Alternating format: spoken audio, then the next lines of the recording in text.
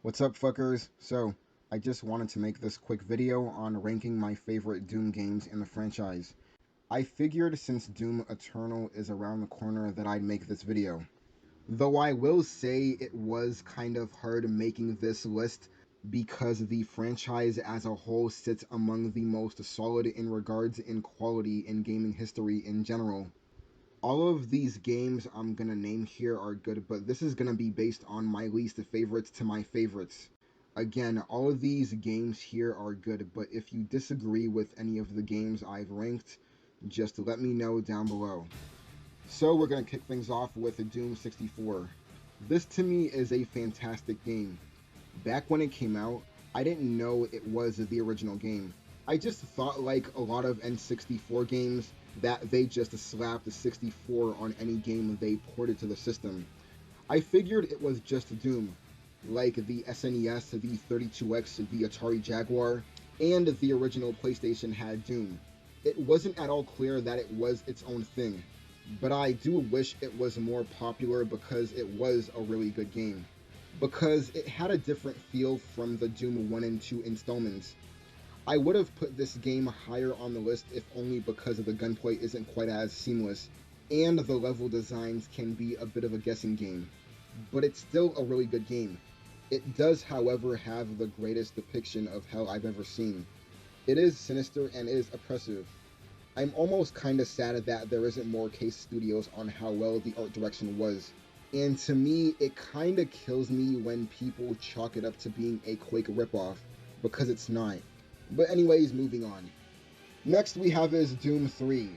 Now question, are you looking for a really enjoyable shooter that will give you one hell of a challenge? Or are you kinda looking for a survival horror game? Well, no matter which of the two you are looking for, if you have an original Xbox still, this is the game for you. It's really challenging as the enemies are really smart and tough, and supplies like ammo, health, and armor are limited. But the game never feels too hard to do the weapon pack as a satisfying punch. While it's a fascinating first-person shooter, it's only a good survival horror game. The creepy, deserted space station is a fantastic setting, and really does give you goosebumps when you enter a hallway covered in words written in blood. But it's not really scary in the sense that you'll be like, oh my god, a monster, or like, oh my god, what was that? Although the game does try this with things that jump out at you, those never really frighten me. The scary part is that you're almost without ammo, you have low health and armor, and the demon is charging at you.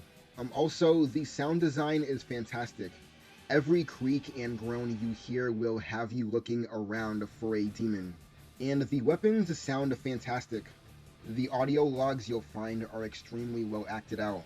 The story isn't really all that deep, because basically it's a portal to hell that has been opened to Mars, and you're a super tough marine who has to set things right. And the game does end rather abruptly. I never realized I had beaten the last boss until the credits had started to roll. And there is some lag when you try to bring your PDA and your pause menu. There is obviously no pure online multiplayer, but these flaws are minor in comparison to what a great game this was. The next game we have here is Doom 2. Now this is still the only game that can make me jerk around in my chair like an actor playing a video game in a movie. It's a tough, fun, scary, long, and iconic game. Now, me and my friends didn't have internet when it was released, but when I finally did, I saw how epic of a sequel this was to Doom. This game improves on its prequel by adding in crazier enemies, more insane difficulties, and more mind-puzzling levels. New levels include fighting demons in the cities, fighting them in the underground labyrinth, and even in the unknown darker sections of hell. Even though there weren't any new bosses or weapons except for the super shotgun, Doom 2 still keeps the charm and the challenging craziness of the prequel. It's a must-play sequel if you want to continue the story from Doom. Next we have here is the first Doom game from 1993. And what can I say about this game that hasn't already been said? This game is very influential. Now, by 1993 standards, Doom is one hell of a ride. Doom may not be the first ever first-person shooter, but this game got everything moving and did a lot for the genre. Doom was a revolution in the first-person shooters. In Doom, instead of shooting everything, you also have to hit your own switches and make your own way to the next level. And as you do this, you also fight monsters. Everything about this game was great. It's fun and really badass. The graphics were really cool, though I will say they are very dated by today's standards. The music in the background is top notch, being some of the best music I've ever heard in the game. And the monsters are really cool. The levels in the game are very hellish and frightening at times. Some of the rooms are dark and dirty. Sometimes a monster will jump out around the corner. The sounds in the game are realistic and creepy, and sometimes the music is creepy too. As a kid, my friend and I used to play this game for countless hours. Other games we played were Duke Nukem and Quake, and those games were very similar to Doom. Doom is a great game, and I hope you get the chance to play this game sometime. And last, but certainly not least, the 2016 remake of Doom. Now, this game right here is fantastic, and I don't even know where to start. I mean, this game is so well made, both technically and how great the gameplay feels. You can feel the love that ID Software put into this piece of art everywhere you look. Killing the demons feels so satisfying, and the guns are really big, powerful, and very balanced when you want to use them all. Doom is also incredibly challenging, and demons are really scary, strong, and are really smart too. Because if you stop, you're dead in this game, because the enemies are gonna find you everywhere instantly. It's a different game from the original Doom in some ways.